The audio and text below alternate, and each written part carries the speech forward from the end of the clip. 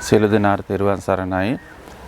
අද දින ත්‍රිකුණාමල දිස්ත්‍රික්කයේ තඹලකුණු ප්‍රාදේශීය ලේකම් කොට්ටාසේ ගල්මැටියා උතුර ග්‍රාම සේවා වසමේ ශ්‍රී සුදර්ශනාරාම විහාරස්ථානයේ ලෝක පූජිත අක්ෂි විශේෂඥ මහාචාර්ය අපේ නායක මාහිමිපාණන් වහන්සේ විසින් අක්ෂි අපේ රෝහලක් ආරම්භ කරන්නට දුන ප්‍රතිකාර මධ්‍යස්ථානයක් මායිම්බුලේ ධම්මාරාම නායක මාහිමිපාණන් වහන්සේ උන්වහන්සේ දෙස් විදෙස් ලක්ෂ සංඛ්‍යාත ජනතාවක් නිරෝගී සුවයට ඇස් පාදපු හාමුදුරන් වහන්සේ නමක්.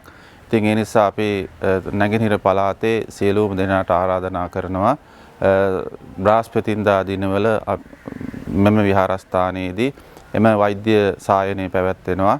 තමන්ගේ අක්ෂි රෝග තිබෙන නම් ඇවිදින් ප්‍රතිකාර ලබා ගන්න හැටියට අපි කාරුණික හැම දෙනාගෙන් ඉල්ලීමක් කරනවා.